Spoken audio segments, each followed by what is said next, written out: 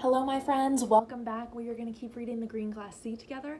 The last time we read, they tested the gadget and it worked. We still don't know what it is, but Mrs. Gordon and Dewey and Suze all traveled and went and watched out in the distance and saw them test the gadget, and there was a big light in the sky. So Dewey's a little bit upset because that might mean she has to leave the Gordons soon. So we're picking back up with chapter 25, which takes place on July 16th, and it's called Celebrating. Mrs. Gordon shooed the girls off for naps as soon as they returned to the apartment. A nap at 7 o'clock in the morning? Dewey fretted and tossed and turned for more than an hour, but fatigue won. She awoke again to the sound of horns blaring, a little after 1 o'clock that afternoon. Dewey padded out to the kitchen in her pajamas. A makeshift parade had gathered in the road below. Kids pounded wooden spoons on tin pans and blew across Coke bottles for low-pitched whistles. Women waved handkerchiefs and flags, and every few minutes an impromptu song or a cheer swept through the crowd as it gathered more and more members. The buses had returned. Dr. Gordon came bounding up the back steps 10 minutes later, grinning from ear to ear, his fingers raised in a V for victory sign. He grabbed Mrs. Gordon and kissed her, then twirled her around the kitchen. He had dark circles under his eyes and needed a shave, but Dewey had never seen him happier. "We did it," he said. "My God, Terry, you should have seen it." He saw Suze standing sleepily in the doorway and lifted her off the ground in a huge hug. "We saw the light, Daddy," she said when he put her down. "Was it brighter down there?" "It was the most incredible darn thing I've ever seen. The light, oh, the light, a fireball, gold and purple and blue and red, climbing up into the sky, climbing and climbing. It kept changing colors like a kaleidoscope, a huge, monstrous kaleidoscope of fire and gases. It lit up every crevice of every mountain for 100 miles, as clear as daylight. Clearer." Dr. Gordon leaned against the icebox and rubbed his fist against his eyes as if he could still see it.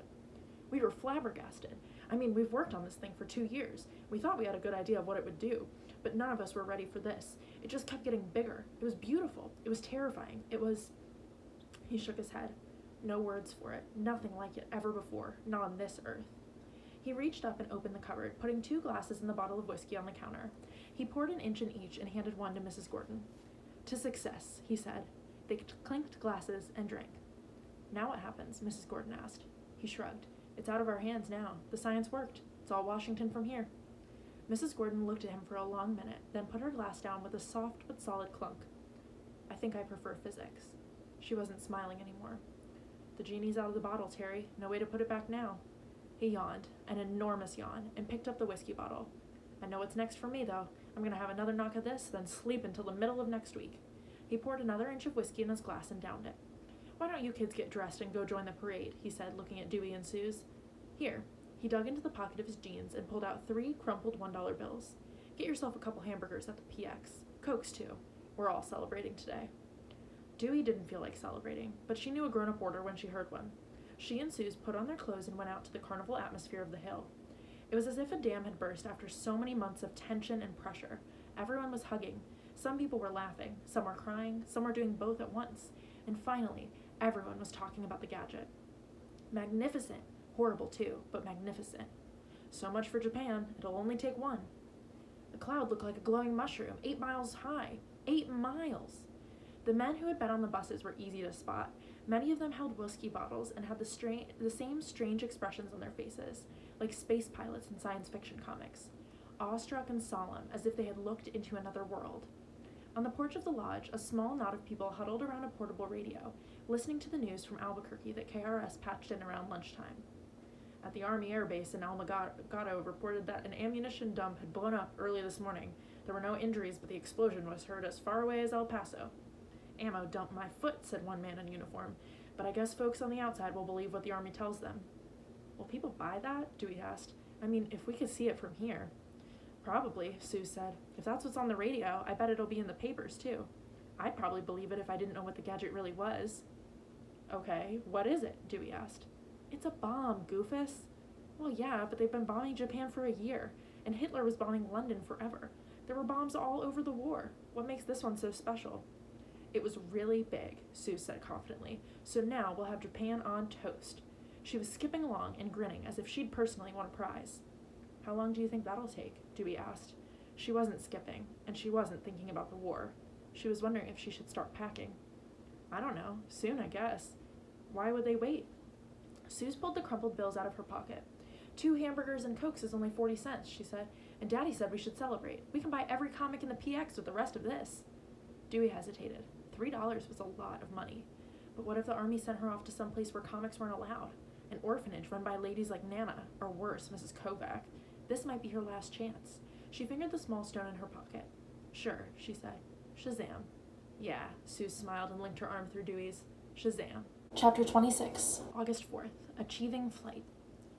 Ever since he got back from the desert, Dr. Gordon had been home as often as he was in his lab, walking around the apartment whistling and singing, although his voice wasn't very good. Mrs. Gordon was home a lot too. Dewey figured there wasn't much to do anymore. All her boxes had been packed for weeks.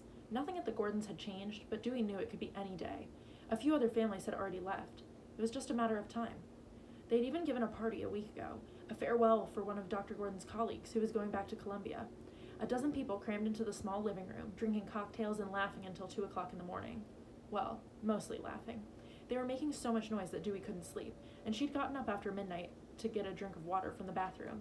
She'd heard Dick Feynman talking and stopped in the doorway to listen. Well, yes, we started for a good reason, and we've been working so hard. It was pleasure, it was excitement, he said.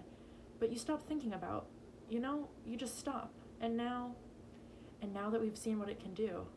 My God, Terry Gordon said, her voice raised, sounding angry. They can't use it, not on civilians, not on anyone for that matter. I mean, maybe as a demonstration, but that's not realistic, Terry, said Dr. Teller in his Hungarian accent.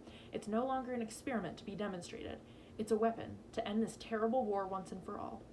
At what cost, Edward? At what cost? Look, Chicago's drafted a petition. If enough of us sign up, they'll have to listen, and, oh, for Christ's sakes, Terry, Dewey heard Dr. Gordon say, and then there were footsteps, and she ducked back into the bathroom. The Gordons had been arguing a lot lately, but they'd both gone down to Santa Fe this afternoon to get presents for Sue's birthday tomorrow, and the apartment was quiet. That was good, because she and Suze were working on a new project. They'd found a pile of cigar boxes behind the PX. Men smoked a lot of cigars when they were celebrating, and they planned to glue them together to make what Suze called the Shazam Theater. They'd taken all the lids off, and Suze was in the kitchen covering the boxes, inside and out, with pages from Snafu'd comics they'd both read, ones that were ripped or had no covers. So far, it looked pretty nifty. Bright red and blue and yellow with lots of black line squares that made for a kind of random geometry. Suze had a good eye for that kind of thing. Dewey's part was to make the insides move. She'd drill holes through each box so she could attach gearboxes and cams that would make Batman kick and Wonder Woman's lasso spin round and round. One box was almost done. Suze had cut out Captain Marvel and Billy Batson and glued them to shirt cardboard, and Dewey had sandwiched a metal rod in between the two pieces. When she turned a crank on the top of the box, they spun around, Billy changing to Captain Marvel and back to Billy as fast as her eyes could follow. She was having more trouble with Superman. She wanted him to fly from the painted street up to the top of a cardboard building, and had to cut a hole in the back of the box for a lever. It was simple, and it worked, up, down, but she wasn't satisfied. With a gearbox and a cam, she could wind him up, and he would fly on his own. That would be so much better. Dewey looked through her supply cache, a former ammo box with a sturdy latch, but she didn't find what she was hoping for. She went into the kitchen. It smelled like rubber cement. I'm almost done with this one, Suze said, pulling bits of sticky rubber off her fingertips. One more and we can start to put stuff in them. They look good, Dewey said. I'm working on Superman, but I need some more parts. I'm going down to the machine shop. She looked at the clock. I'll be back by dinner. Suze nodded and reached for the scissors. Dewey was on her way back when the tech siren sounded at 5:30, her pockets full of odd gears and shafts and mainsprings. She spun a tiny Lazy Susan device in her hand, admiring the soft, precise clickings of the ball bearings. It was perfect for Wonder Woman's lasso. Sergeant Morton, like many of the GIs on the Hill, wasn't very busy these days, and he'd spent almost 2 hours with her, listening to her ideas and making suggestions. He'd even drawn some sketches for her, construction diagrams, then helped her rummage through the shop's inventory to find the necessary parts. As she climbed the steps to the Gordons' apartment, Dewey was thinking about how to rig up a battery so that Wonder Woman's lasso could spin at the flick of a switch. She climbed slowly, picturing the wiring. A few steps from the top, she heard Mrs. Gordon say, "Well, I guess you'll have to finish your project some other time. You can pack after supper. I want to get an early start, and there's some paperwork to sign before we can leave." Dewey felt as if she'd been hit. She stopped, stock still, and felt a prickle of icy sweat under her arms. After a moment, she turned and walked slowly back down the stairs, to the shadows under the steps, and dropped bonelessly onto the edge of her wagon. The Gordons were leaving? She'd been braced for that ever since the gadget had worked. The duration was over, and the grown-ups had been talking about after the war for 3 weeks, at night, when they thought she was asleep. But Dewey hadn't been sleeping very well. worrying about when it would happen and how long the army would let her stay on the hill after the Gordons had gone. Not long, she guessed. Dewey knew that no one, no place, is forever, but it hurt that they hadn't told her, hadn't given her any warning at all. Tomorrow morning? Dewey thought about watching Suze pack up Captain Marvel and the cigar boxes and felt her eyes sting. That was too hard. She couldn't just sit on the porch in the morning and watch her drive away. She wasn't that brave. Dr. Gordon yelled from the kitchen door, "Suze, will you get a move on? I want to get over there while they've still got steaks left." Dewey stepped out from under the stairs and walked to the edge of the building, then turned and walked back, as if she were just returning from the machine shop. "Oh, there you are," Mrs. Gordon said, coming down the stairs. "I wondered when you'd be back." She looked at the bag of parts Dewey carried. "We're going to the lodge for supper. Go ahead and take your things upstairs. We'll wait." Dewey's stomach knotted at the idea of eating. She looked down at the ground and scuffed her sneaker in the dirt, thinking fast. Well, the machine shop was closing, and Carlos, Mr. Sandoval, said he'd show me how to make a reciprocating cam if I came over to his house. His wife's making enchiladas, and he invited me to eat with them. I just came back to get the Superman box," she lied.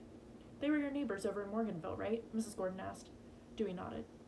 "Well, all right," she said. "Phil and I are going to a party tonight, but I left a paper sack on your bed so you can pack." There it was, bland and cold, and Mrs. Gordon was smiling? She'd always been so nice. Dewey stared at her in disbelief.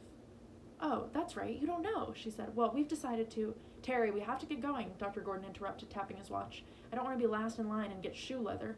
He started walking in the direction of the lodge. Mrs. Gordon raised her hands in a "what can you do" gesture and started to follow him.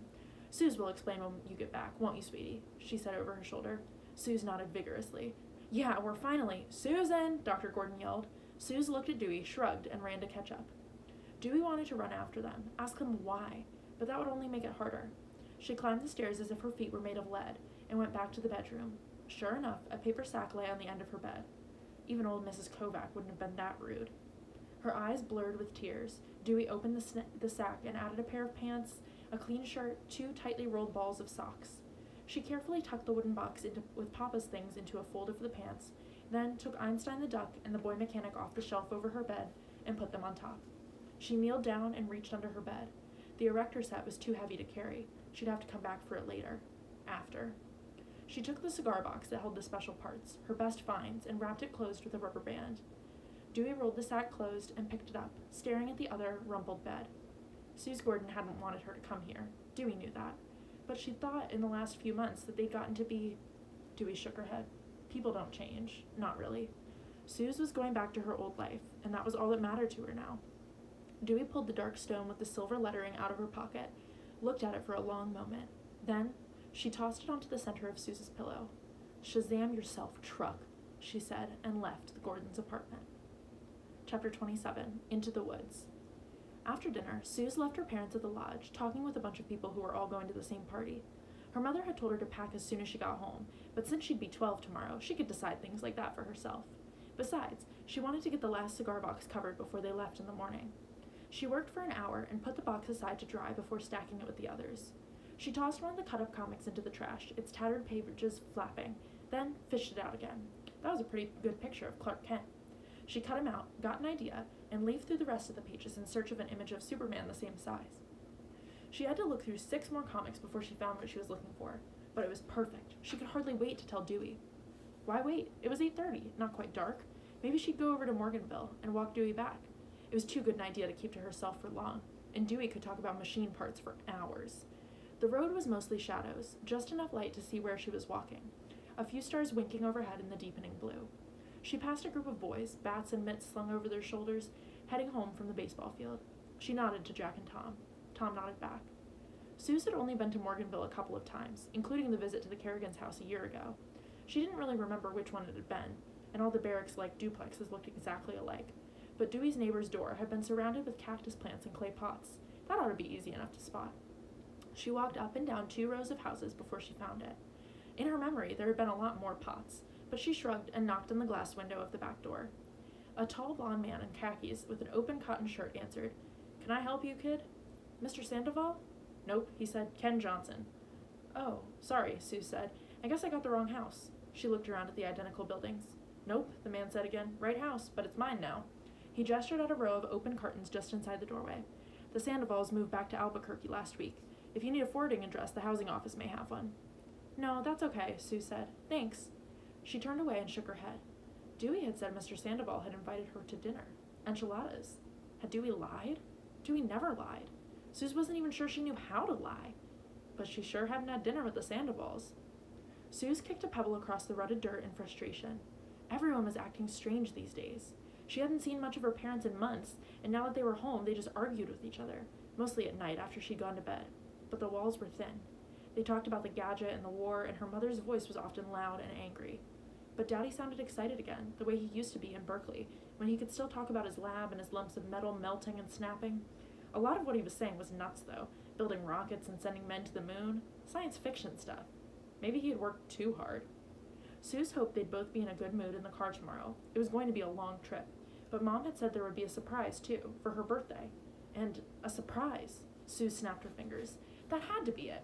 Dewey was off somewhere making a surprise present for her birthday. Suze walked quickly back home, smiling to herself, making up a lie of her own in case Dewey was already there, so Dewey wouldn't know that she knew about the Sandovals. She ran up the back stairs, muttering, "To the PX after dinner." Then I went by the dump to see if... She opened the screen door and called out, "Dewey, I'm back!" But there was no answer. Good. She could pretend she'd been here all along. Suze hummed to herself, thinking about her birthday, wondering what Dewey was making, and went to the bedroom to pack.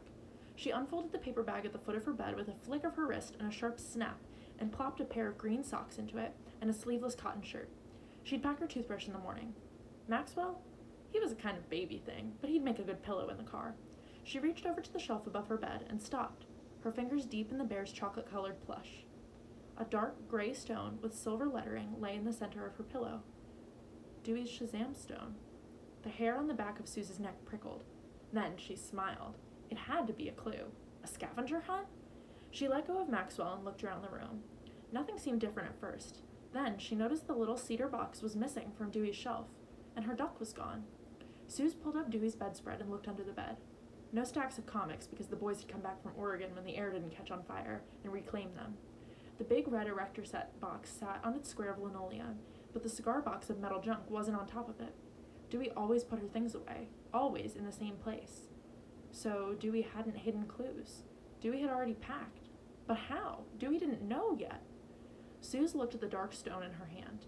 It felt like a message, but now she had the uneasy feeling it might not be good news. Where was Dewey? Suze walked from room to room and back. Looking for what? She wasn't sure, but Dewey's red toothbrush wasn't in the holder in the bathroom, and when Suze opened the bottom dresser drawer, there were 2 gaps in the precise line of rolled-up socks. Dewey had packed up and left. Where would she go? Suze lifted up a corner of the paper that lined the bottom of the drawer. Dewey's pass was still underneath, and no one got through the gate without their pass, so Dewey had to be somewhere inside the fence, and that meant the fence. Lots of people went outside the fence without a pass. Lots of kids, anyway. Jack and Charlie had a treehouse somewhere outside, and Suze looked at the rucked-up spread on Dewey's bed, which had concealed 4 huge piles of comics all last month. War comics. Boys' comics. If the boys knew Dewey well enough to trust her with their entire comic collection, had they also shown her their secret treehouse? She was halfway down the back stairs, the screen door banging shut behind her before she thought of the flashlight. The light from the windows was enough to walk on the roads, but it would be dark in the woods. She dashed back upstairs, grabbed the big silver Ever-Ready from the counter, and took the steps down 2 at a time. Jack and Charlie lived in an apartment 2 cents over.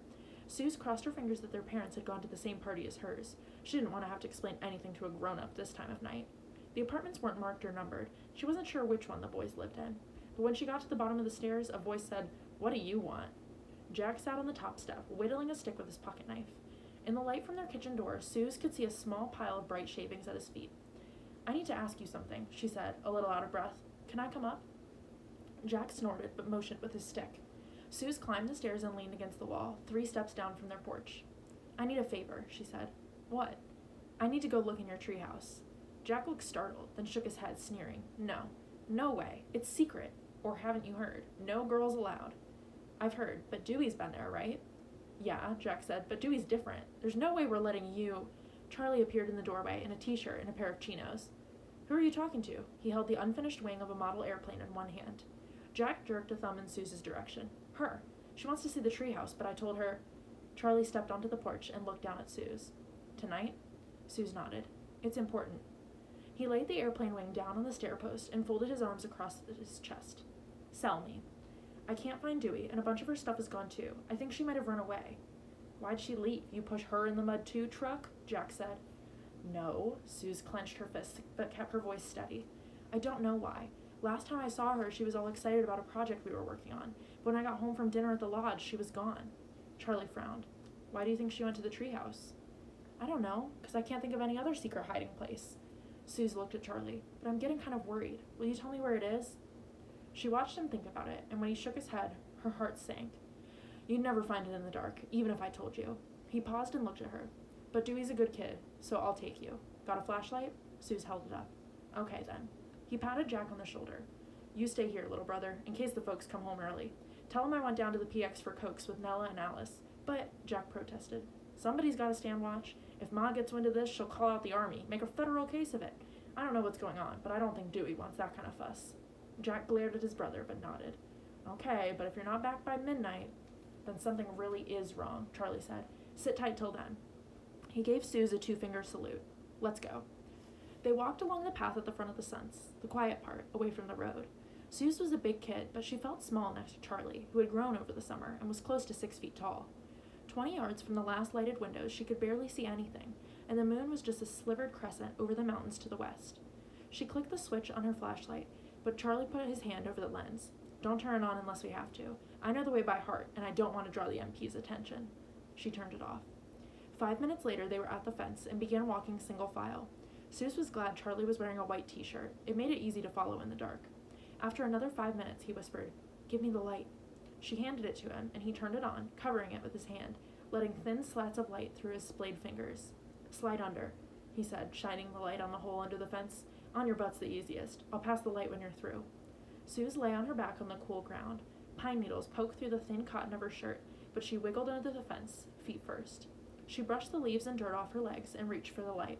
Charlie was big, but he wriggled quickly through the opening with the ease of long practice. How far is it? Suze whispered as they stepped through the underbrush. 5 minutes in daytime. Maybe 10 now, because we're moving slower. Suze saw the ladder before anything else, its regular horizontal rungs distinct against the vertical jumble of the forest. Wow, she whispered. This is swell. Yeah, Charlie said. You should see it in daytime. He was whispering too, but she could hear the pride in his voice. I'll go up first, see if she's there. Suze shook her head. No, let me. She paused, then added, Please? Yeah, okay.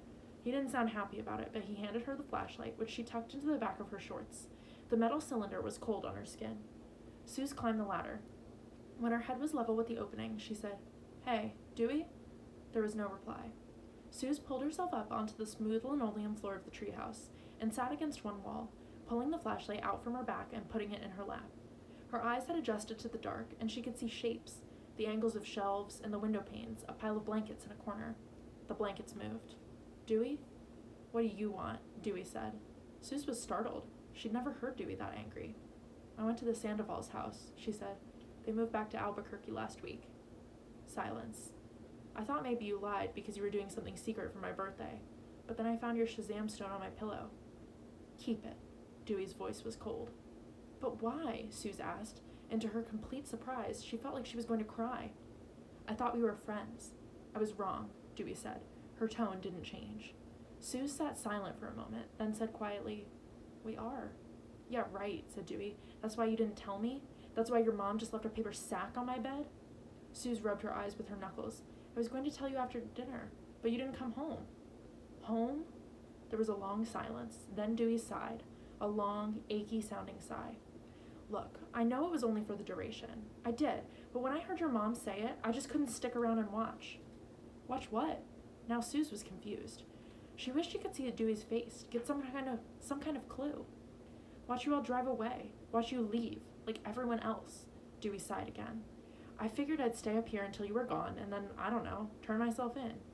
Geez Louise, Suze said. It's only a 2-day vacation. What? It was Dewey's turn to sound startled. Suze scooted over until she was a foot away from Dewey. We're going on a vacation, she said slowly, as if she were talking to someone who didn't speak much English. For my birthday. Daddy won't tell me where. Oh. Dewey was silent for a few seconds, then added, Well, I hope you have a nice time. Goofus? Suze punched Dewey on the part of the blanket where she hoped her arm was. You're coming too. That's what the sack was for. I am? Sure. I asked, and Daddy said the whole family's going. Family? Dewey made a funny sound in her throat, but didn't say anything else. They sat in silence for a minute, then 2. I did make you a birthday present, Dewey said finally. She dropped the blanket and reached into the paper sack, producing a small, lumpish package about the size and shape of a box of Velveeta. Suze turned on the flashlight. The package was wrapped in newspaper and tied with rough orange twine. She opened it. Inside was a metal contraption about 5 inches tall.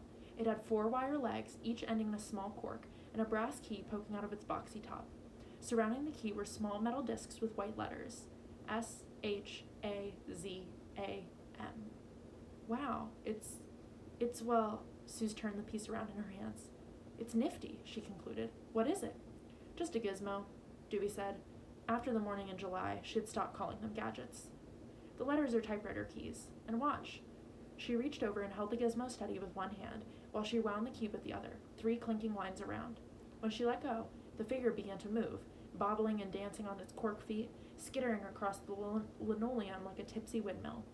Suze started to giggle, then laugh, a full belly laugh. The gizmo was too funny, dancing across the floor of the treehouse. After a few seconds, she heard Dewey chuckle too. When it had finally wound down, Suze looked over at Dewey. Thanks. You like it? Yeah, a lot. She reached into her pocket. I've got something for you too, if you want it back. She put the dark stone into Dewey's hand. Shazam. Shazam, said Dewey, her fingers closing around the stone. Hey, Charlie yelled. Are you okay up there? I'm getting bit by bugs. Are you okay? Suze asked. I guess so, Dewey said. Kind of hungry. I didn't have any dinner, and the cookies in the tin up here were really stale. Maybe the PX is still open, and you can get a hamburger on the way back. Suze moved to the door of the treehouse. We'll be right down, she yelled. Dewey stood up. What are your parents going to do when the war ends? Suze sighed. I don't know. I figured we'd just go back to our old house. You could have your own room there. Really? Sure, it's plenty big. Except now Daddy's talking about staying around here. I guess we'll find out when they tell us.